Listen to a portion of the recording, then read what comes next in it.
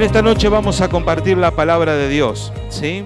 Me escapé un ratito y volví y no sé, porque si el pastor Naldo cuando dio el anuncio de anotarse con el hermano Daniel avisó que hoy es el último día, ¿sí? Para anotarse. Si usted quiere viajar a Grutli, ¿sí? Se acerca al hermano Daniel, que fue el que le recibió cuando entró allí en la puerta y le dice, yo voy a ir, quiero participar, quiero saber, ¿sí? No deje de pasar de hoy porque hay una gran logística, ¿sí? Bueno, allá después a la salida, ¿sí? A la salida te acercás a Daniel, le das tu nombre, todos los datos, ¿sí?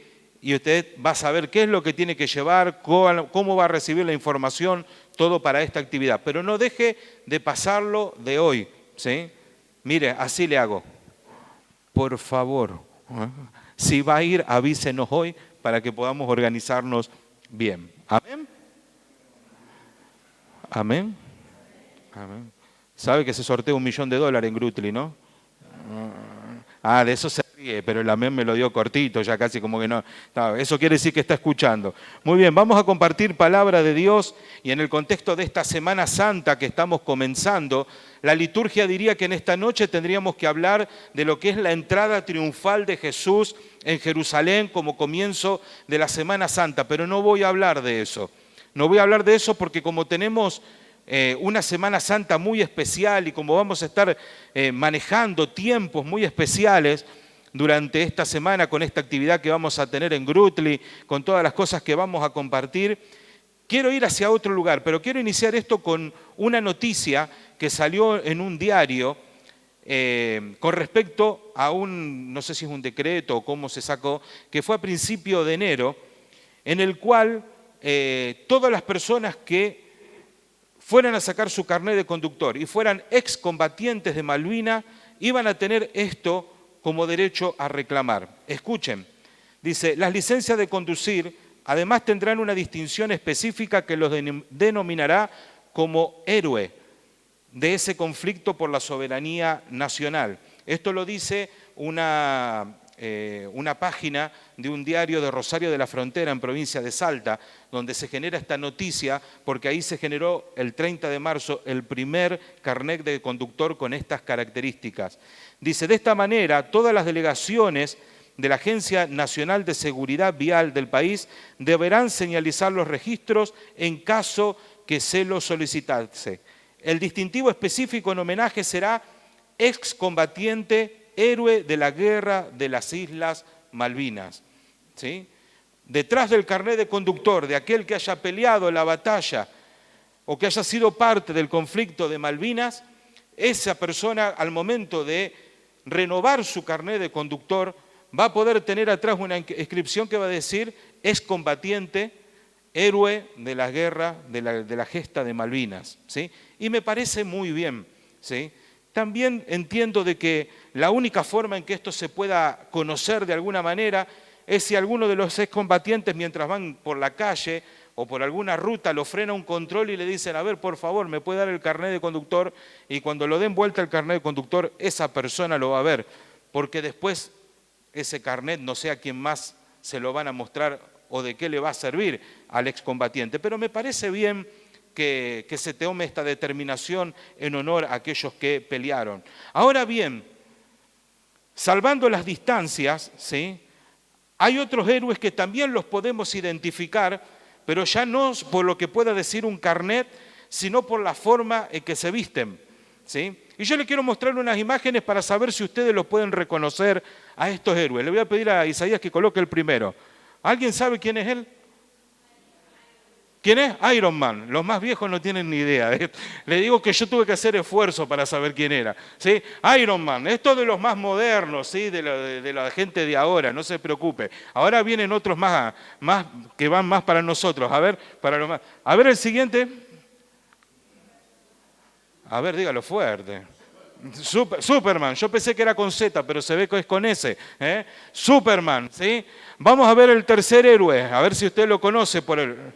¿Quién es? Spider-Man, sí, le mandaron el inglés, el hombre araña. El hombre araña.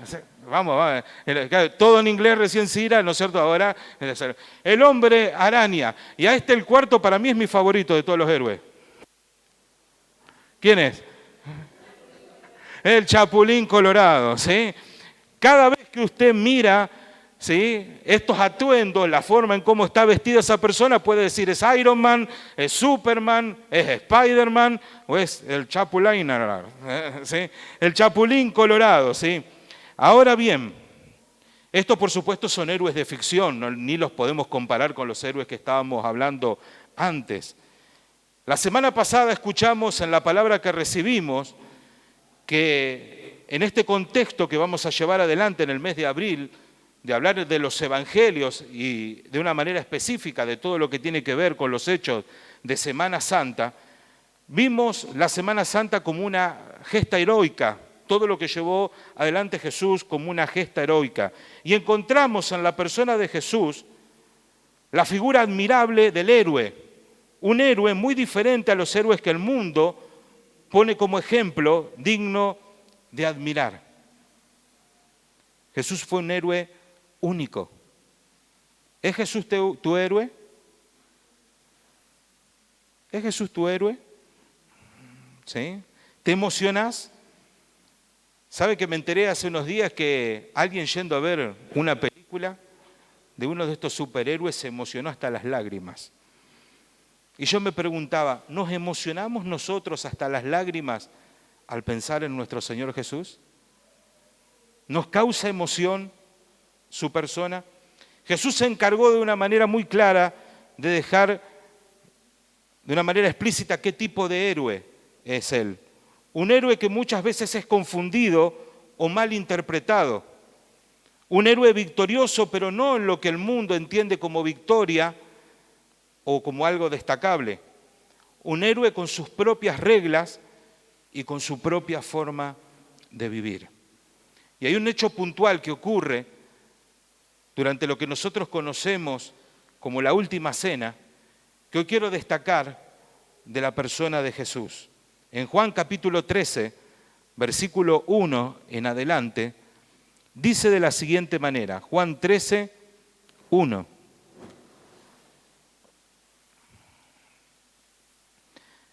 Antes de la fiesta de la Pascua, sabiendo Jesús que su hora había llegado para que pasase de este mundo al Padre, como había amado a los suyos que estaban en el mundo, los amó hasta el fin. Y cuando cenaban, como el diablo ya había puesto en el corazón de Judas Iscariote, hijo de Simón, que le entregase, sabiendo Jesús que el Padre le había dado todas las cosas en las manos y que había salido de Dios y a Dios iba, se levantó de la cena y se quitó su manto y tomando una toalla, se la ciñó. Luego puso agua en un lebrillo, en un fuentón, y comenzó a lavar los pies de los discípulos y a enjugarlos con la toalla con que estaba ceñido. Entonces vino a Simón Pedro y Pedro le dijo, Señor, ¿tú me lavas los pies? Respondió Jesús y le dijo, lo que yo hago tú no lo comprendes ahora, mas lo entenderás después. Pedro le dijo, no me lavarás los pies jamás.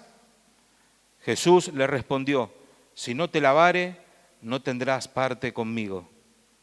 Le dijo Simón Pedro, Señor, no solo mis pies, sino también las manos y la cabeza. Jesús le dijo, el que está lavado no necesita sino lavarse los pies, pues está todo limpio, y vosotros limpios estáis, aunque no todos. Porque sabía quién le iba a entregar, por eso dijo, no estáis limpios todos.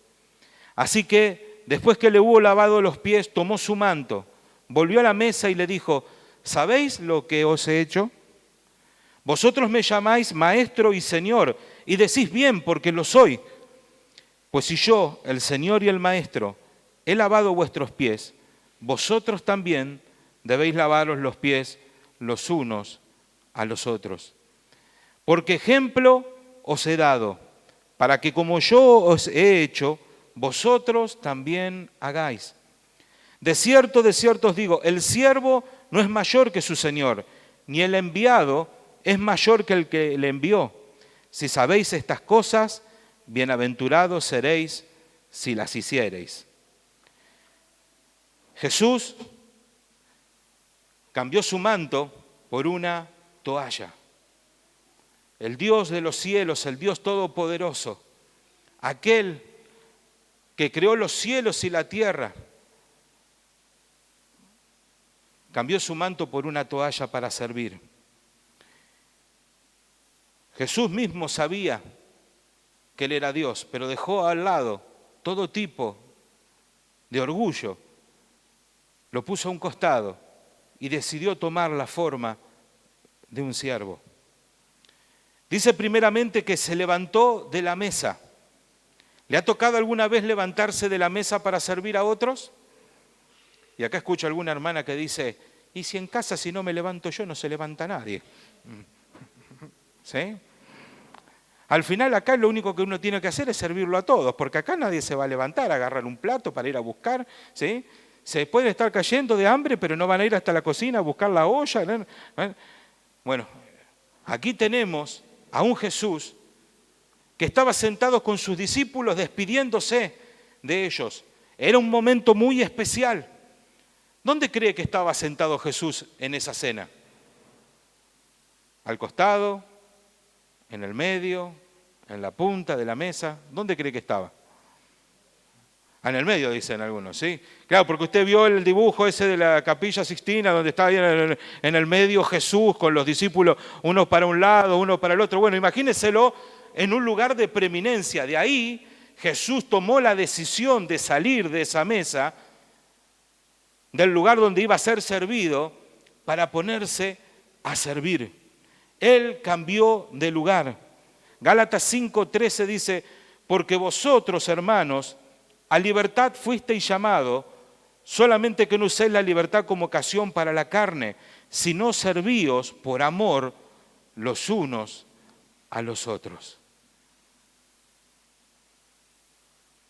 Y dice que no solo que se levantó de la mesa, sino que al levantarse de la mesa se quitó el manto. Filipenses 2:7 dice, sino que se despojó a sí mismo, tomando forma de siervo, hecho semejante a los hombres. Cuando Jesús se quita su manto, ese manto era un símbolo, se podría decir de alguna manera, lo dicen los autores que escriben con respecto al pueblo judío, es un símbolo de orgullo para un judío. El manto significa que pertenece al pueblo de Dios. Ese manto, cuando leemos en el Antiguo Testamento, era el lugar a donde los judíos o el pueblo de Dios que estaba en aquel tiempo tenía que ponerle flecos y señales para poder ver esas señales en sus mantos y recordar que ellos eran el pueblo de la palabra, que pertenecían al pueblo de la palabra. Entonces tener puesto un manto para Jesús como judío no era simplemente tener puesto una ropa tradicional del lugar donde él vivía, sino que era un símbolo de pertenencia y un símbolo de pertenecer al pueblo de Dios. Y dentro de los pueblos de Dios no había esclavos. Eso era un trabajo que estaba para los que no pertenecían al pueblo de Dios. Ese manto representaba mucho más que una prenda de vestir. En Mateo 14:36 habla de que había personas que se acercaban a Jesús y le pedían que les permita tocar el manto solamente para poder quedar sanos. Y lo vemos mucho más claramente en el pasaje de Lucas 8:43, cuando Jesús se encuentra con la mujer que padecía flujo de sangre, que dice, pero una mujer que padecía de flujo de sangre desde hacía 12 años y que había gastado en médicos todo cuanto tenía y por ninguno había podido ser curada. Dice que esa mujer se acerca a Jesús y sin que él sepa, toca el borde de su manto e inmediatamente ese flujo se cortó. Ahora la pregunta es, ¿había algo mágico en ese manto? ¿Usted piensa que ese manto era el que lo sanó a esta mujer? No era el manto, era Jesús. Era Jesús, de él había salido el poder, ¿sí? No era el manto el que había traído la sanidad a esta mujer, era de quién era ese manto. Y era nada más ni nada menos que el manto que le pertenecía a Jesús. En ese manto no había poder. Y si hoy lo encontráramos, no tendríamos por qué pensar tampoco que ese pedazo de tela podría salvarnos. Porque el que nos salva, el que nos sana, es Jesús. Él es el que tiene el poder. Pero miremos esta trascendencia del valor que tenía el hecho de quitarse ese manto. Pero luego de quitarse ese manto, dice que Jesús tomó una toalla y se la ciñó. Salve la distancia, por favor.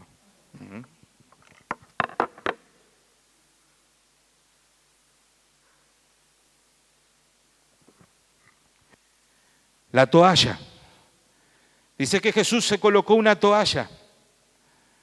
La toalla que es símbolo del servicio, de la dedicación para otros. Y él se puso a lavar los pies de los discípulos. Esto ya lo hemos escuchado hace un tiempo atrás, pero viene bien recordarlo. ¿Por qué lavarse los pies? Si usted es de acá de la zona, de la iglesia, porque usted vive aquí en esta zona, no conoce el rigor de lo que es vivir en una calle de tierra, o la ha conocido en otros tiempos, ¿sí? Los que vivimos todavía en calle de tierra sabemos lo que es salir en hojotas y volver con los pies impecables. ¿Sí? Ni un pecado le entran a los pies, nada, ¿sí? Piedritas, tierra, ¿sí? La hojota no se sabe si es hojota o es pie, está todo lleno, es todo lo mismo prácticamente. En aquella época, los que iban por los caminos polvorientos iban en sandalias y sus pies se ensuciaban.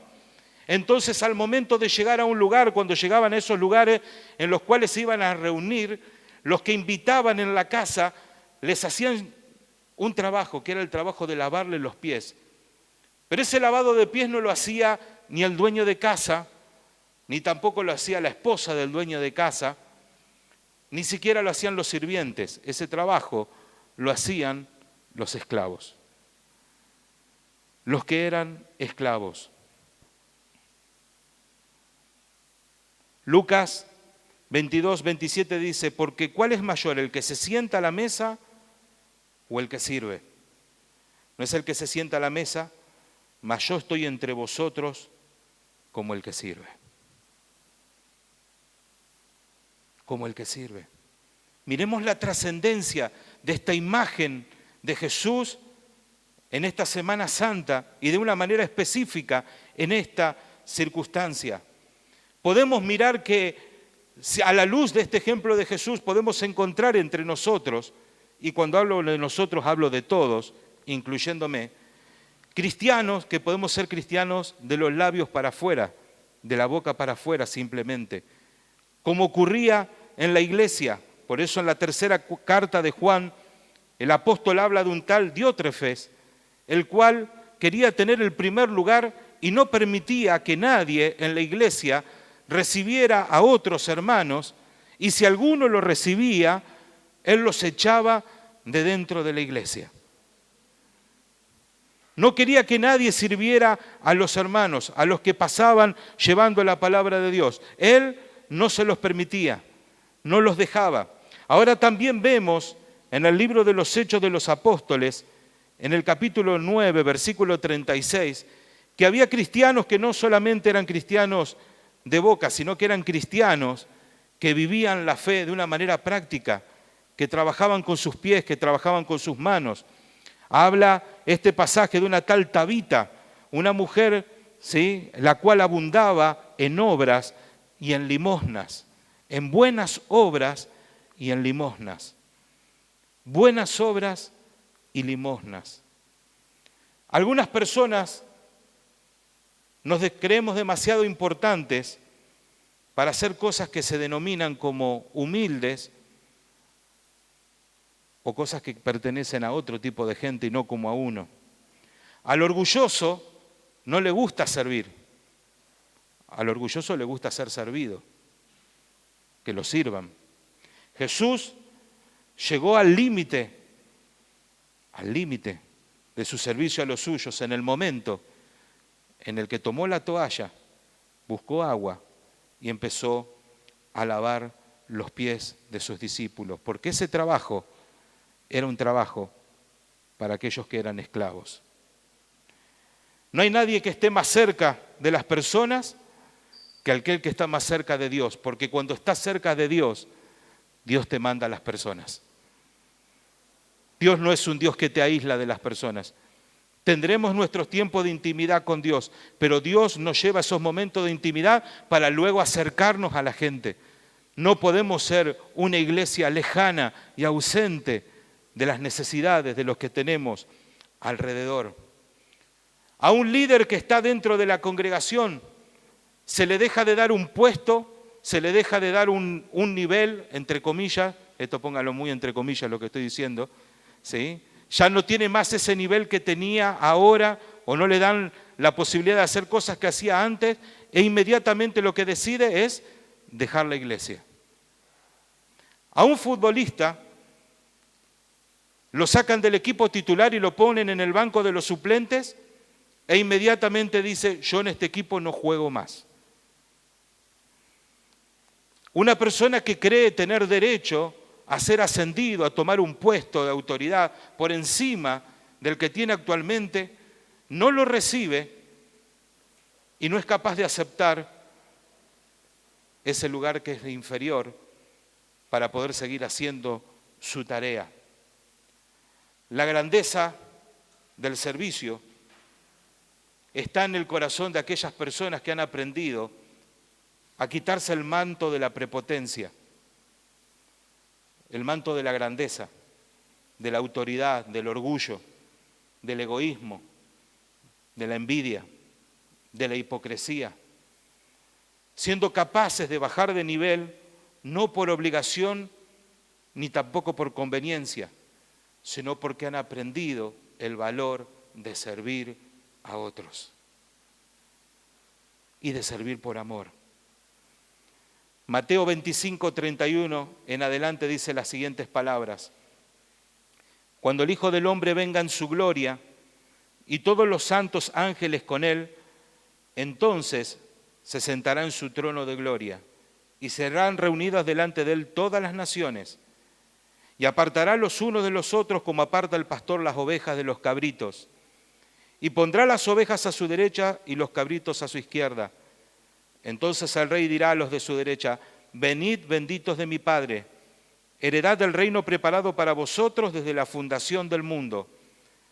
Porque tuve hambre y me disteis de comer, tuve sed y me disteis de beber, fui forastero y me recogisteis, estuve desnudo y me cubristeis, enfermo y me visitasteis, en la cárcel y venisteis a mí.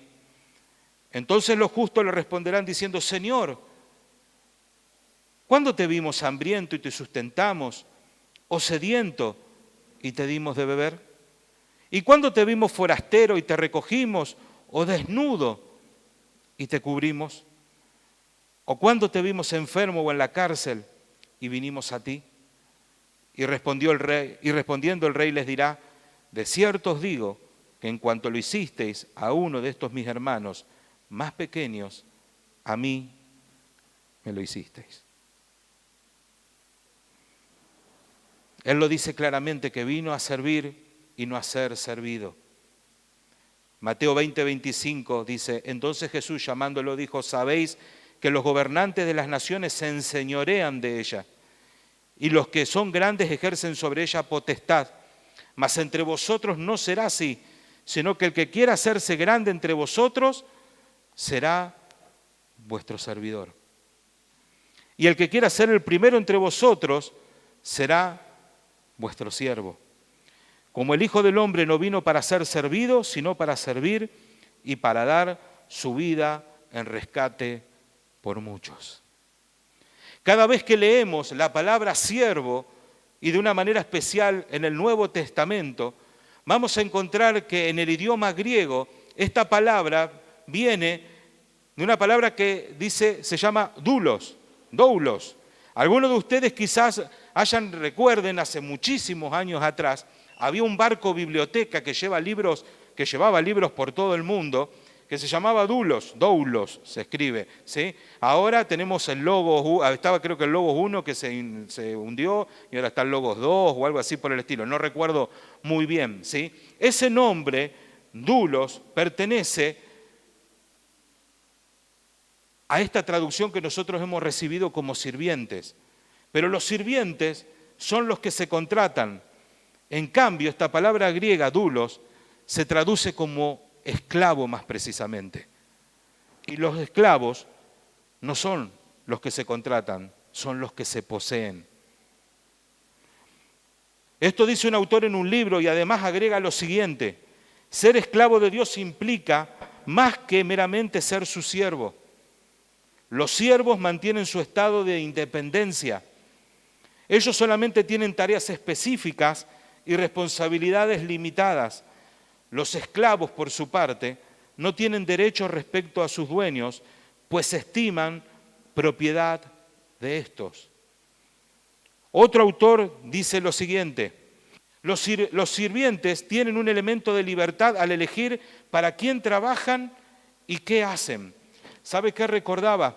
Ahora no sé muy bien cómo es el nombre, pero hay algunas hermanas que hacen este trabajo, ¿sí?, que es el trabajo como auxiliar dentro del hogar o algo así por el estilo, le ponen el nombre, ¿sí?, auxiliar del hogar, no sé cómo es el nombre. Pero si nosotros vamos mucho más para atrás,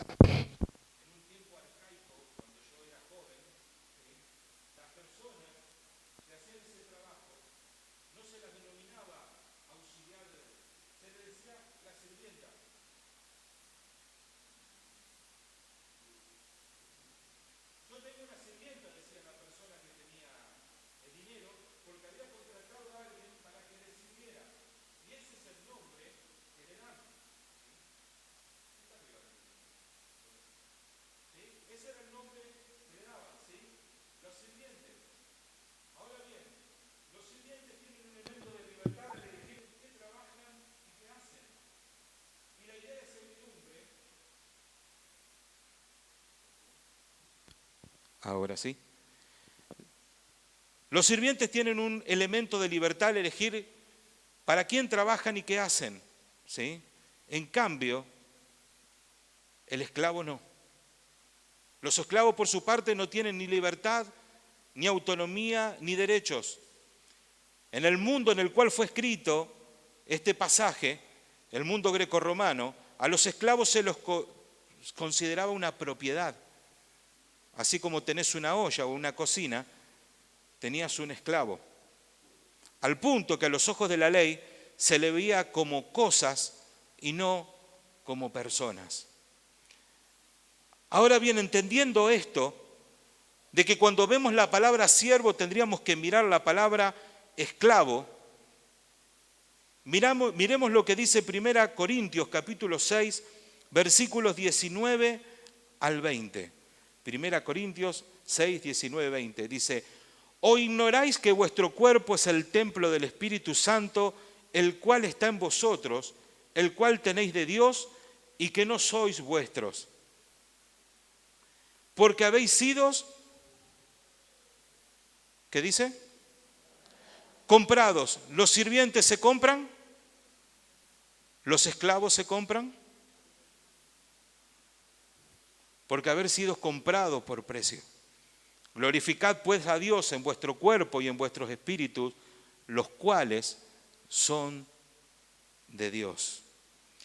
Solo cuando reconozcamos que nosotros somos en efecto esclavos de Jesús, vamos a poder entender todo lo que esto implica en nuestra vida. Y vamos a poder escuchar algún día decir al maestro: bien, bueno. ¿Cómo dice esa frase? Siervo, dicen. ¿Y nosotros qué tendríamos que decir? Esclavo. Bien, bueno, esclavo fiel. Porque hemos sido comprados por Él.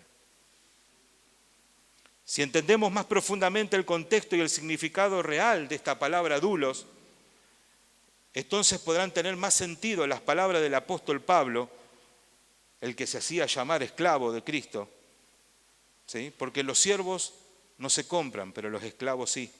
1 Corintios 7, 22, 23 dice: porque el que en el Señor fue llamado siendo esclavo, liberto es del Señor. Asimismo, el que fue llamado siendo libre, esclavo es de Cristo. Y el 23, por precio fuisteis comprados. No os hagáis esclavos de los hombres. El esclavo no elige a quién servir.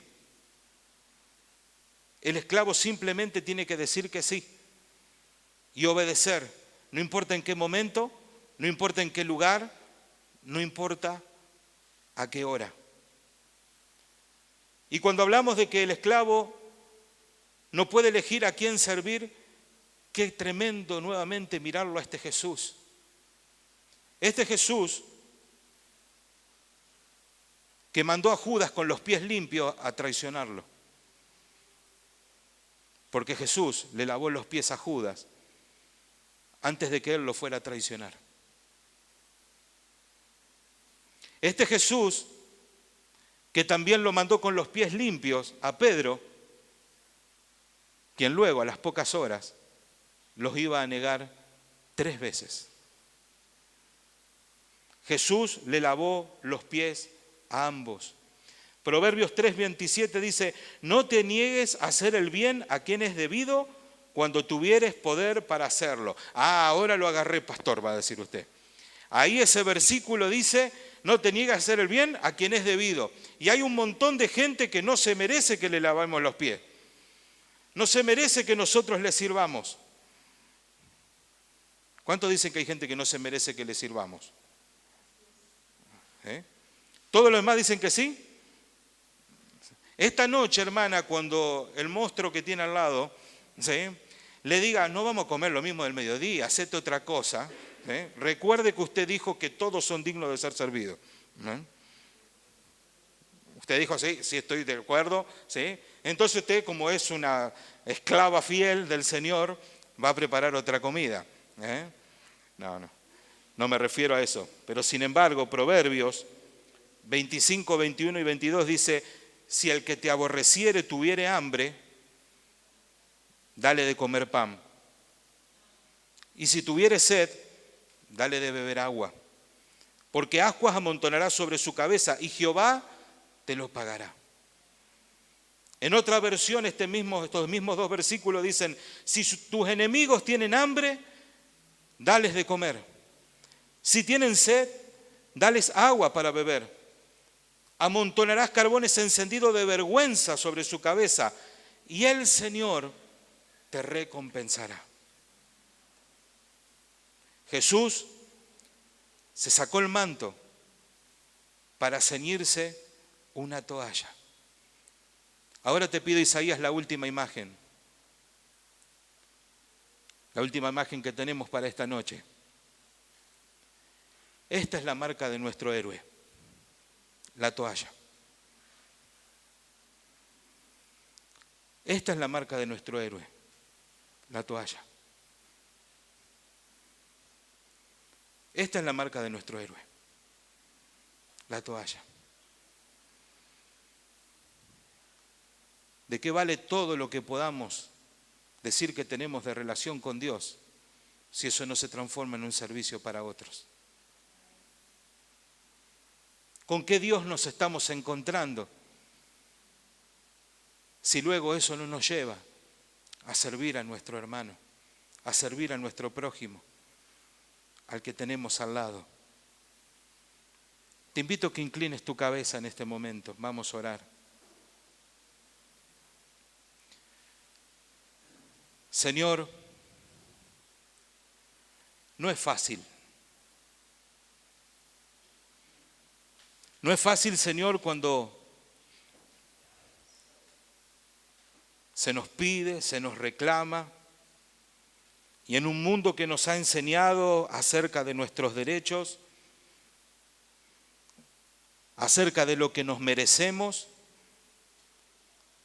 acerca de que si nos esforzamos tenemos el derecho de tener lo que tenemos y de marcar una diferencia. Hoy sacarnos el manto de la prepotencia, del orgullo y hacer como tú, Señor, levantarnos de la mesa a servir. Transformarnos en siervos, en esclavos, en nuestra casa. Yendo una milla más,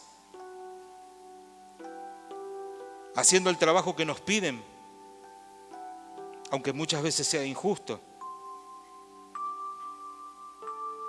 Siendo exigidos aún más de lo que son exigidos otros en los estudios, porque saben que te creemos a ti y te seguimos a ti.